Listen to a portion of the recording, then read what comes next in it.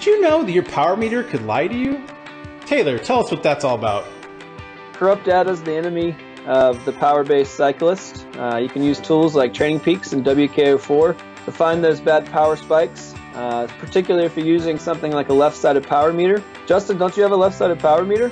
Why, yes, I do. And if you have a left-sided power meter, there's a nugget of information you definitely need to know. So watch the show to find out what it is.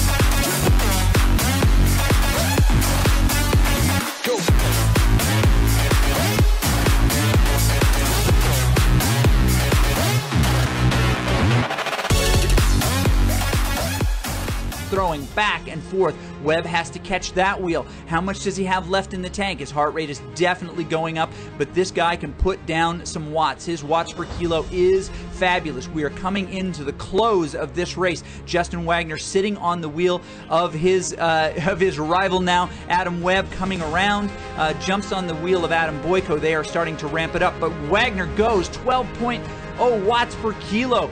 Webb jumps on his tail here. We are seeing exciting stuff happening here as they come to the end here. Big finishes as they lock in here. We see this amazing view. Webb trying to catch on. He is closing the gap on Wagner. Wagner all out. Can he do it? Can he come up to this line? Webb on the tail. He's coming up. Wagner, it looks like he made, yes, and he passes him. Webb takes it from him at the end. Unreal. What an amazing finish. The king dethroned.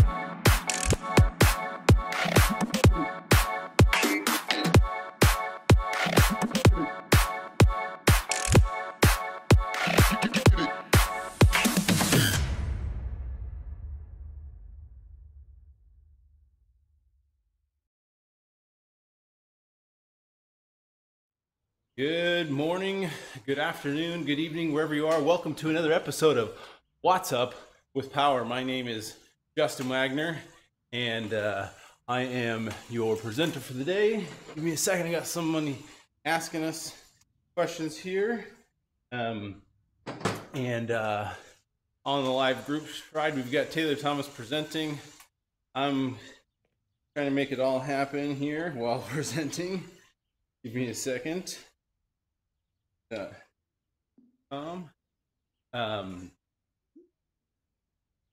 You've had some issues with our Discord link in the Zwift description, and we need to get that fixed. That's on me, but we've got 1 minute to go, and I'm going to get some more messages sent out here so people know what to do. Sorry, we're running a little bit late today, and probably isn't the best intro, but we'll have the content for you here shortly. Got a good presentation on today is how to manage performance, and Taylor Thomas is our presenter. Yeah, we've got 20 people in the group, right? Good group today. While we're doing this, switch over to Facebook live stream so I can watch comments on my phone.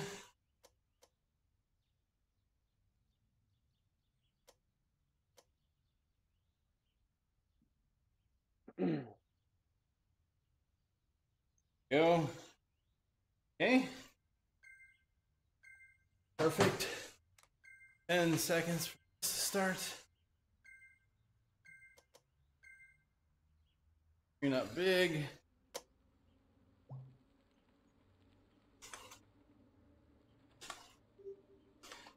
Point. Milligram.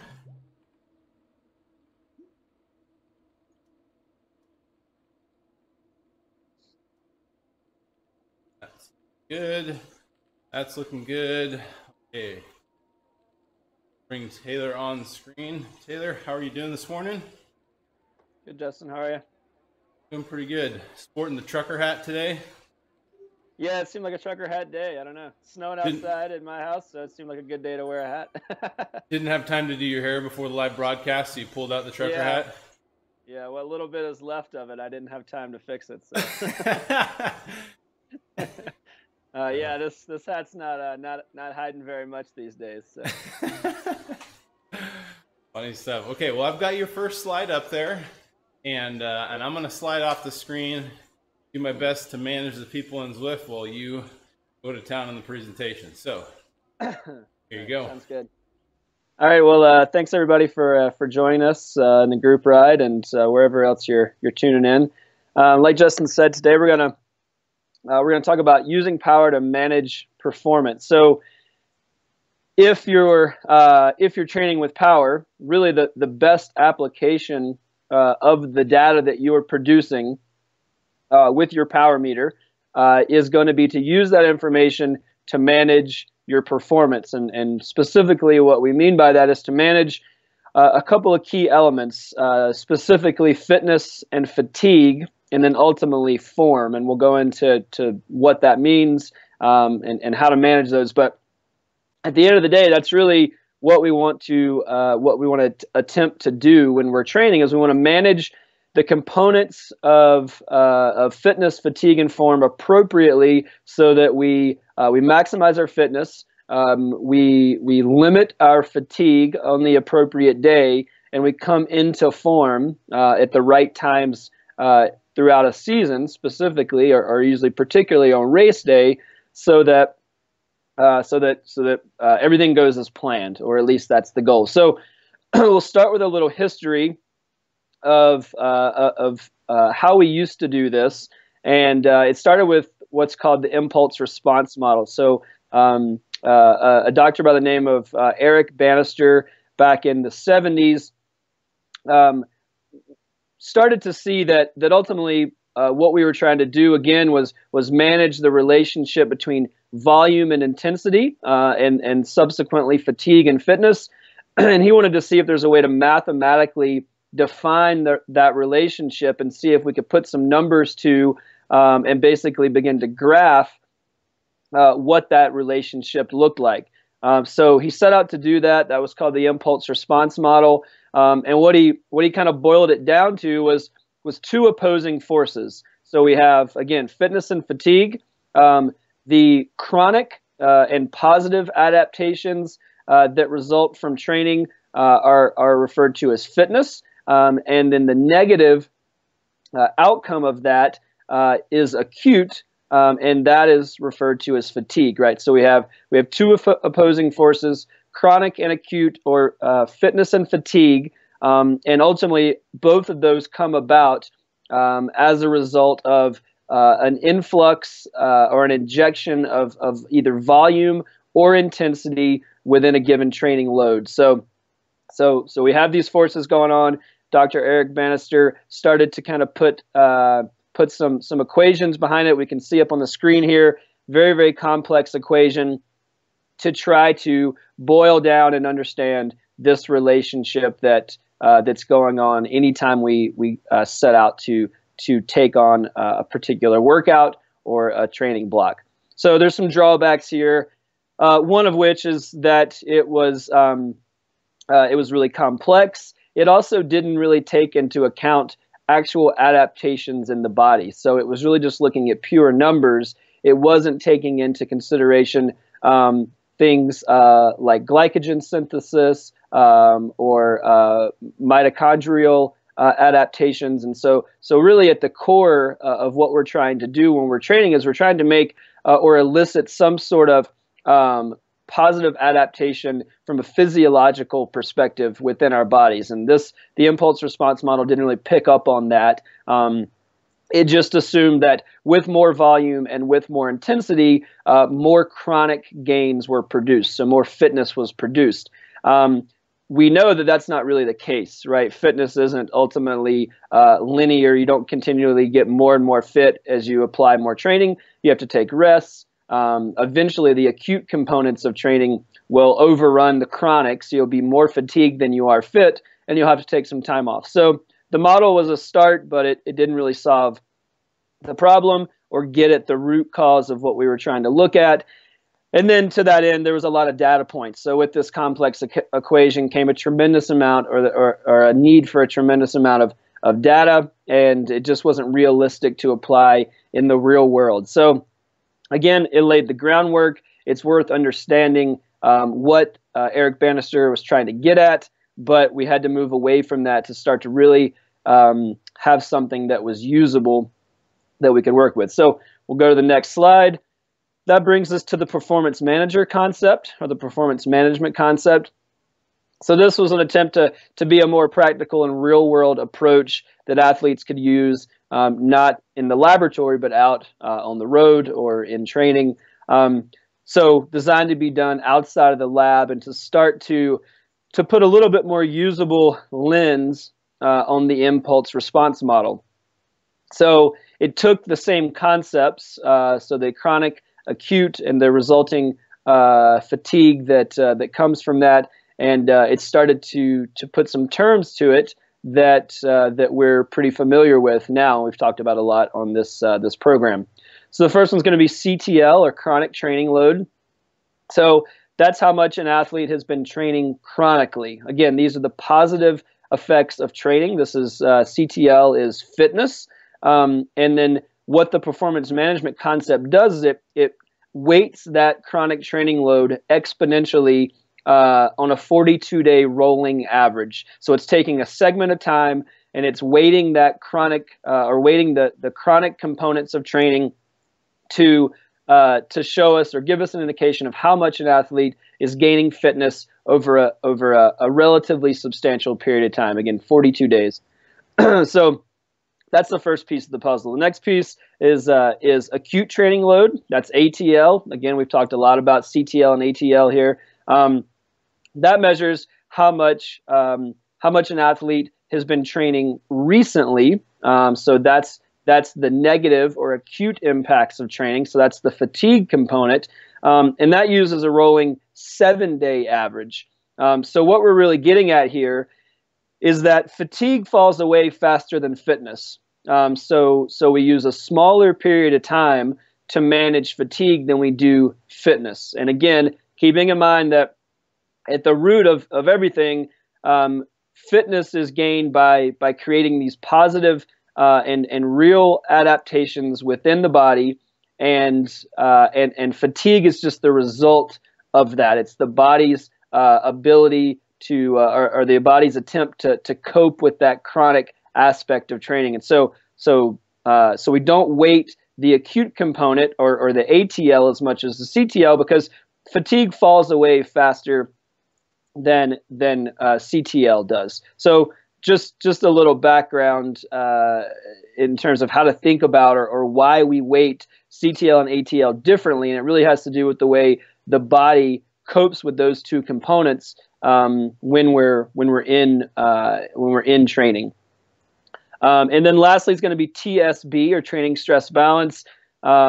So what this is the form component, right? So this is the metric that helps us understand how ready or how capable the body is to produce particular efforts on a given day. And all TSB is CTL minus ATL. So the chronic component of training minus the acute component of training, both displayed as a numerical number using TSS, or training stress score, and that gives us training stress balance. And so we'll get into more detail with TSB and form, but ultimately it has to be combined properly with CTL to elicit the correct response. So we have to keep a pretty close eye on TSB for it to be usable and for it to make sense in terms of producing the right effort on the right day. All right, next slide. So what does this all mean? How do we use it to peak, right? And when we talk about training, when we talk about preparing ourselves for particular efforts, when we talk about preparing for race day, we always talk about peaking, right? And what that really means is we want to make sure that our fitness is as high as it can possibly be, and our fatigue is as low as it can be, and our form, so again, TSB, is in the right range to produce, to make those numbers match up. So we're using those three components as drivers to kind of balance out where we're at on a given day, and that's going to equal that kind of peaking concept that we talk about.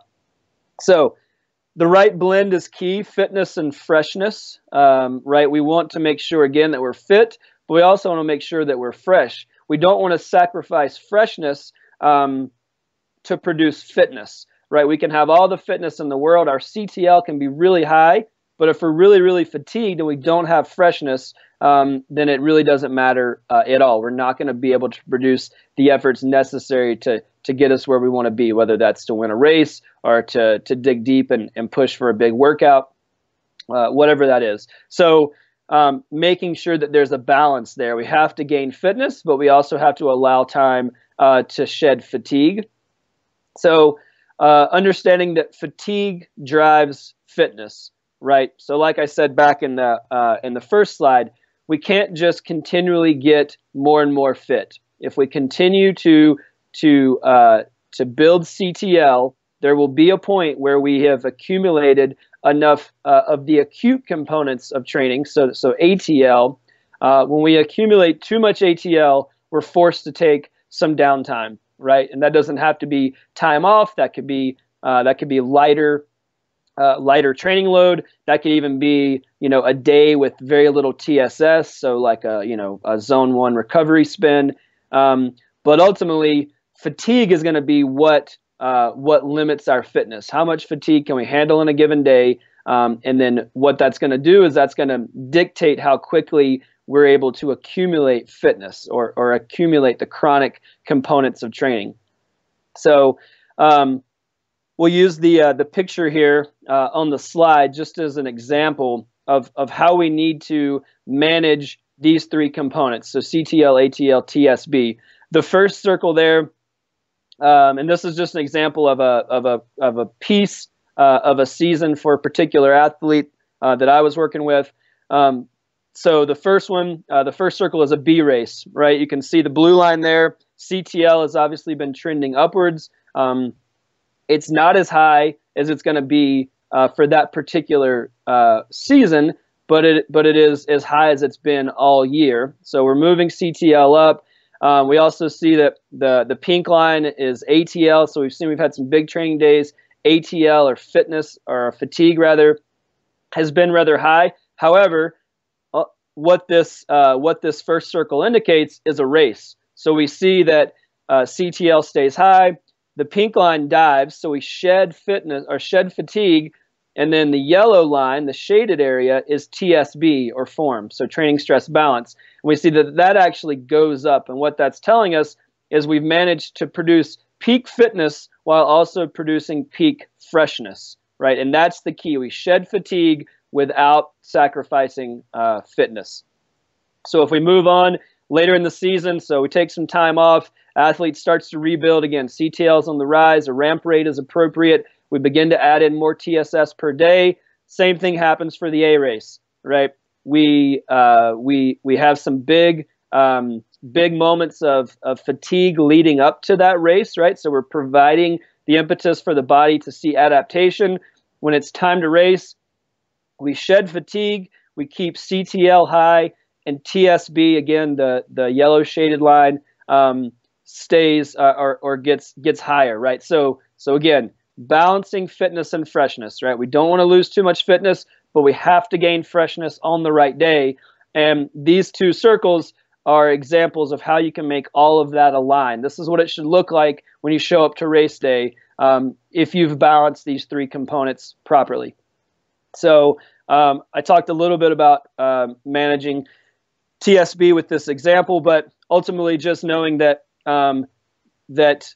daily TSS has to be higher than your current CTL to produce fitness, right? So we have to be providing, again, the impetus and the opportunity for your body to see adaptation. So if we want to see gains in CTL, then your daily TSS has to be higher than your current CTL, right? That only makes sense in what we know about chronic and acute training loads.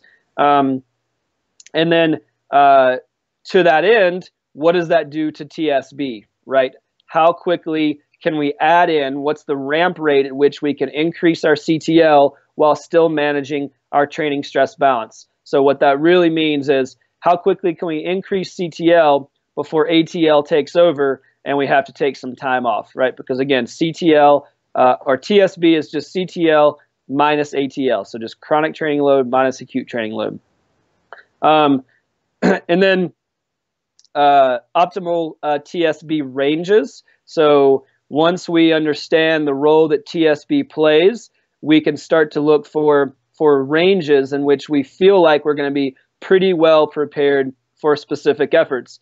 And those can be ranges where we think that we're fresh and we're ready to race. And those can also be ranges where we know that we're producing enough training stress to see positive gains from a CTL perspective. So -10 to +25 TSB, and I know that's a big range, but -10 to +25 TSB is acceptable when we start to want to look for peak powers. And what we have to do is we have to pay attention to when a particular athlete performs best and start to realize what that range is for each individual. And it's different for everyone. But typically, if you're going to produce or you need to produce shorter, more anaerobic efforts, then a more positive TSB is required.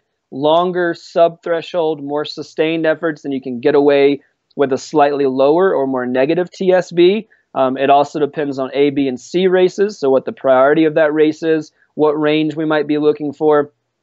But just knowing that there's a range there and starting to use historical data to paint a clear picture of when you perform at your best given a particular TSB range. All right, next slide. All right, so how do we apply it, right? We've gone into detail about the history, the background, performance management concept, looked pretty in-depth at CTL, ATL, and TSB. And then, what do we do with that information? So the first thing to always remember, and I feel like I say this every time I'm on the show, but accuracy, right? All of this information is only as good as your ability to maintain an accurate threshold, right? If your FTP isn't set correctly, then your TSS numbers are not going to be correct, which is going to result in improper things like intensity factor, which is going to impact your CTL, ATL, TSB. So you have to maintain an accurate FTP.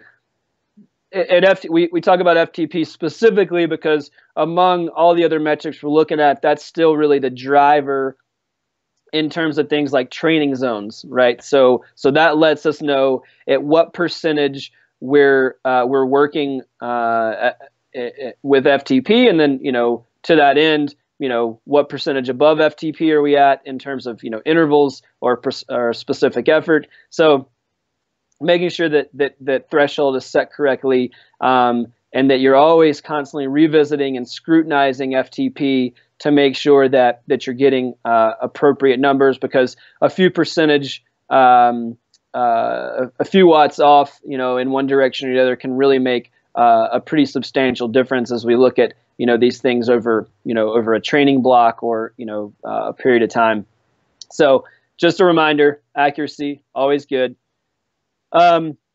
Consistency is the other big component. All right. So ideally, once we start to train with power, every ride has power data. Right. We go outside and we ride. We see power data. We race, power. We train inside. We have power. Every effort that we produce produces power-based metrics as well. Now, if that's not the case, if you have multiple bikes that you ride and you don't have power for all those bikes, you can get away with still using this concept. You're just going to have to estimate what these numbers are, and so you can do a couple of things. You can compare a particular effort that doesn't include power data. You can compare that to a historical effort. So say you go out and you do, a group ride that you do all the time. You happen to do it one time without power. Then go back and look and see what that ride looked like, right? What was the intensity factor? What was the TSS? So you can compare it to historical efforts. You can also use heart rate data. So most people, at a minimum, are using heart rate if they're even if they don't have power for everything. So heart rate can give us some TSS numbers. They're not as accurate as power-based TSS, but it's something, and it at least can help you understand the intensity of that effort. You can also estimate based on intensity factor. So how intense was that effort? How close to FTP do you think you're riding for the entire time? So you can use IF, and you can work your way back into a TSS calculation by using IF. So anyway, plenty of ways to keep that information consistent, even if you don't have power for every ride. And so what's important is that you ascribe these metrics to every ride, so that you have a rating and you have a number for every effort, and you can begin to make sure that these are showing up appropriately and properly on things like your PMC, right? So that we're getting CTL, ATL, and TSB factored into, or using these efforts to factor those three big metrics. You can seed the data. So again, if you don't have that information, going back and just figuring out where you think the best place to start is. So this would be particularly applicable if you're just starting to train with power. You don't have several seasons of historical power data. Your PMC is going to be off, right? They're going to think that you're starting from zero, or the metrics are going to think that you're starting from zero. So seeding the data and basically just ascribing metrics based on where you think you're at in terms of these three big metrics is a fine place to start. And typically what we want to do is we just want to make CTL and ATL the same. So say we make CTL 50, you'd want to make ATL 50 as well. That would make a TSB of 0. So that basically kind of puts you at a good starting place. That's a median kind of average place to be in terms of fitness. And you can go up from there. So again, keeping you from starting from 0 and piling on a bunch of metrics all at once. You can seed this data. Tailoring the PMC. So I talked about the rolling averages of CTL and ATL. So CTL uses a rolling 40-day average TSS. ATL uses a rolling 7-day average TSS. Those can be adjusted based on how your body responds to training load. So in the slide here are 3 different versions of PMCs with CTL and ATL adjusted and again, specifically adjusted how many days we're looking at. So the top one is standard 42-day for CTL, 7-day for ATL. You can see that looks like a fairly standard PMC chart. The blue line shows CTL or fitness trending upwards. We have some big workouts. That's the pink line. That's fatigue. And then we have TSB as the yellow line, or form, and that kind of adjusts accordingly based on the training load. Now, if we go down to the next examples, this is CTL and ATL adjusted for different time periods. So the middle one there is everything has been made longer. So CTL is at a 50-day rolling average, ATL is at a 10-day rolling average, and we can see that just kind of drags everything out. It starts to kind of flatten those lines a little bit, but the most important thing to look at is what it does to the pink line, or ATL, right? It weights that fatigue much less than it does with the 7-day rolling average. So if you think that you're responding better to your training, that you're not as fatigued, and that the acute components of that training load are not having as great of impact as represented in the PMC chart, you can adjust for that. And then the bottom one is a slightly reduced version of the PMC. So less days for CTL, less days for ATL. And again, we see basically it's just it's kind of the blend of the first two, right? The ATL is not quite as extreme. We don't see quite as big of gains in the CTL, and then the form basically stays negative the whole time. So freshness is reduced. So just examples of, as you understand how your body responds to different efforts, you can customize the PMC, or this performance management concept, to suit your needs and make sure that the PMC is working for you, and that these metrics like CTL, ATL, and TSB are really accurately reflecting what's going on in your body and the changes that you're trying to elicit based on the training that you're doing. So that's an overview of managing performance with power. I'll kick it back to Justin. We have some time for Q&A, and if anybody has any questions, feel free to let them fly. Okay, thank you so much, Taylor. I'm back on the screen. We do have a question from Facebook, from Jonathan, and rather than butcher your last name, I will just say your first name. So he asked the question, what about race season with back-to-back weekends? What's a good range in TSB to be for races without losing CTL for more important races later in the season? Yeah, that's a good question. A busy race season has its own kind of particular concerns and approaches. One, it depends on how you respond to a season like that. Some athletes are really good at busy race seasons or race schedules. Some athletes need a little more space between races.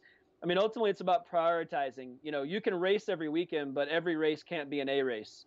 So first thing is decide which ones are most important. You should have, a handful of A races in an entire season. So that's going to be where your fitness is at its highest, or your CTL is highest. Those should also be spread out enough where you can continue to gain fitness between the A races. So again, first thing is ascribing priorities to those events. And then, so if once you back off of that and you decide that, week in and week out, all of these races aren't important, your TSB really has to be negative to continue to see CTL gains, right? If you have a positive TSB, you are not gaining CTL. You're not gaining fitness.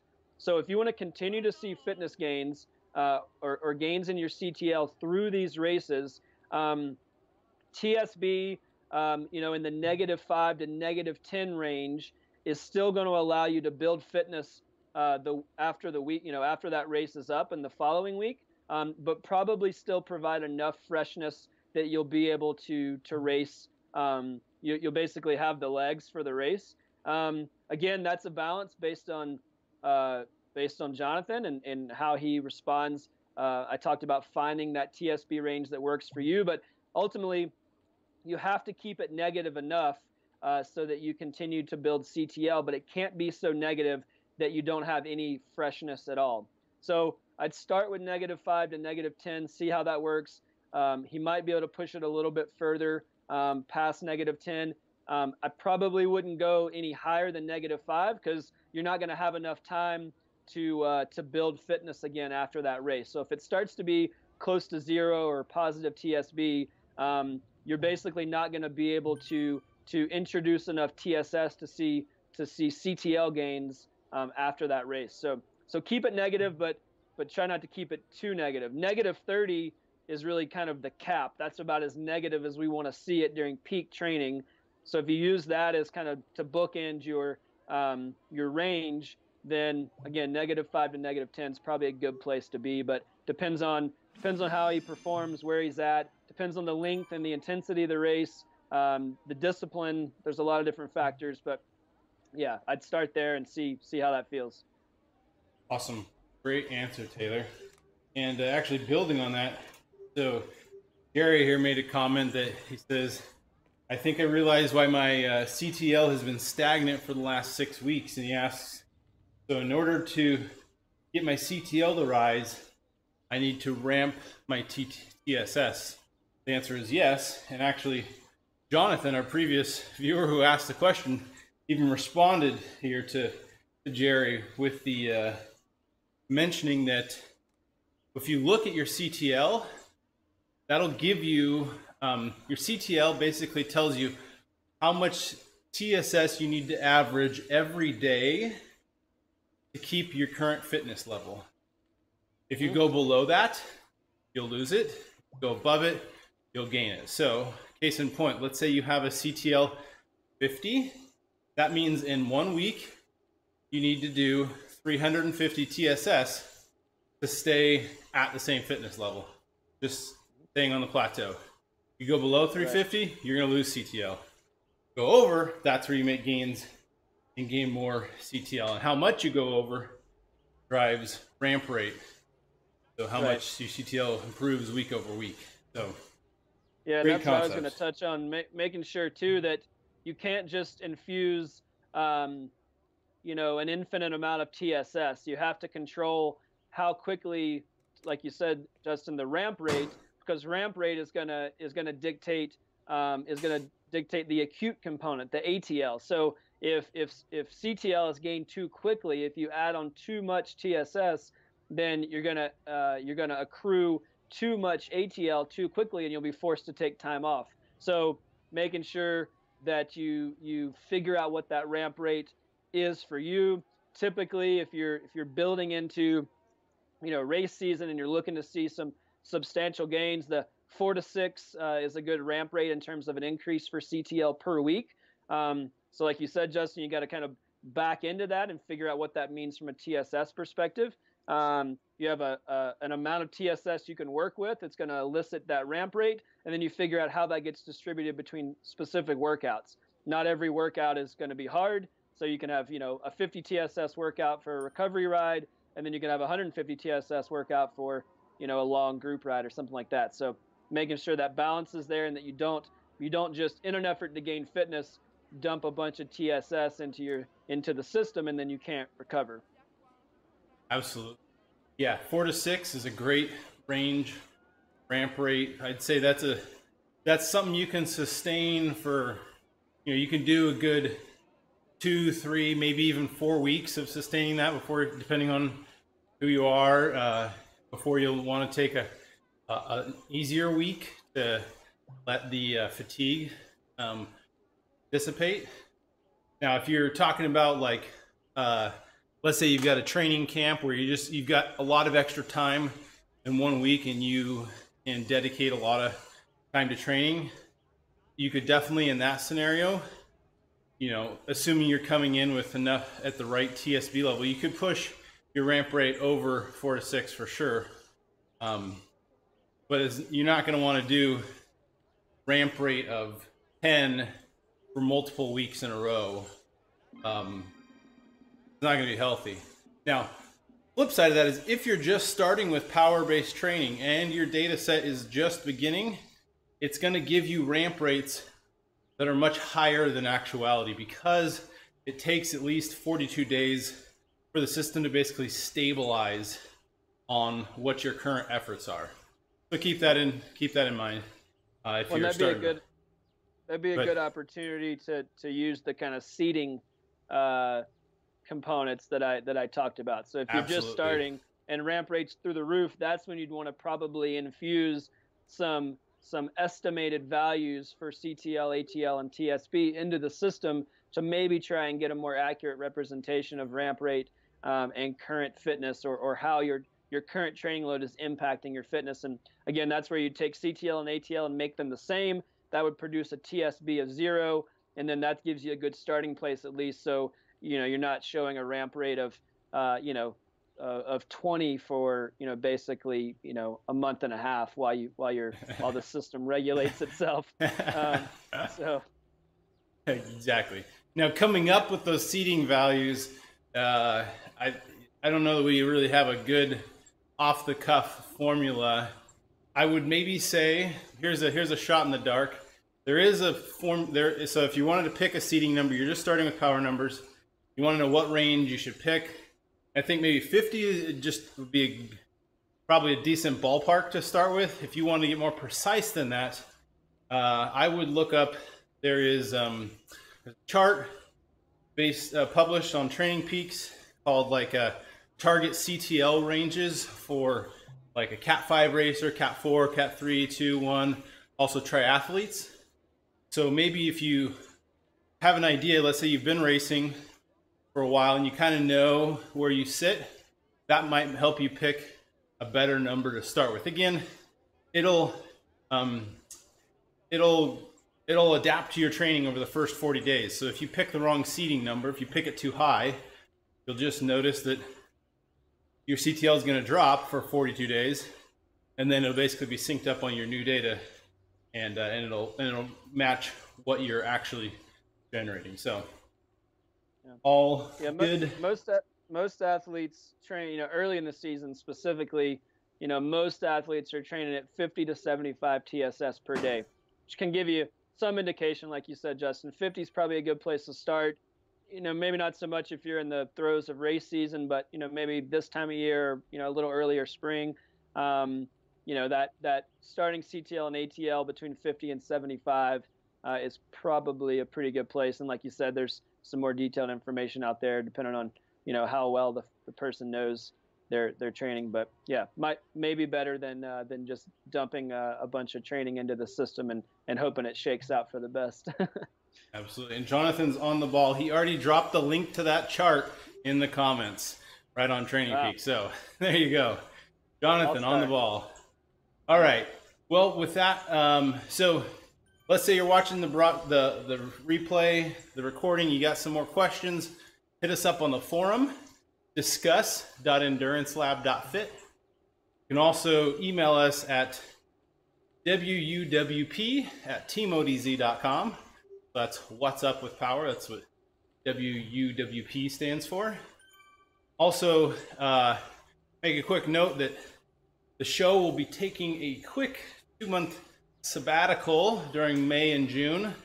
Travel's starting to pick up, and racing and all that, and so we've got plenty of episodes we can share through social media for you to watch. In fact, somebody else who's watching can probably drop the link to the recordings. We've got a link on our website as well as a playlist on YouTube of all of the previous episodes that we've got recorded. So we'll be, we still got a few more weeks until this happens, but during May and June we won't be going live. We'll be back at the end of June. The link if you want to see what I'm traveling to or racing for. Have some fun, exciting races coming up. Follow me on Strava, got the link there. And not during that time frame, but after, we've actually got a race, in real life road race that TeamODZ is promoting called the Liberty Road Race. It'll actually be the Road Race Championships for WSBA this year. So July 28th, Liberty High School in Spangle, Washington. Let's say you're not a WSBA member. I'll actually be the race director for this race. I would absolutely love to have a non-WSBA member come to the state championships and win. That would be pretty awesome. Make it a little bit more competitive. Maybe say, hey, our state's better than your state. So there you go. Montana, you gonna bring over some guys from Montana, Taylor? Yeah, we'll try. I'll dust off my my road racing legs, and we'll get them back in there. So mark your calendars. Registration is open. The early bird registration ends at the end of April. So check that out. We'll drop a link in the comments to the website. You can probably just search also on Google Liberty Road Race TeamODZ and find our website with the link to registration and everything. So check that out. And I think that is it for today. So thank you everyone for joining. Hopefully you can come back next week. We got another show next week. Really enjoy having you. Hopefully you've learned something. Hopefully it'll help you take your training to the next level. So with that, I will say have a wonderful day, and we will see you next time.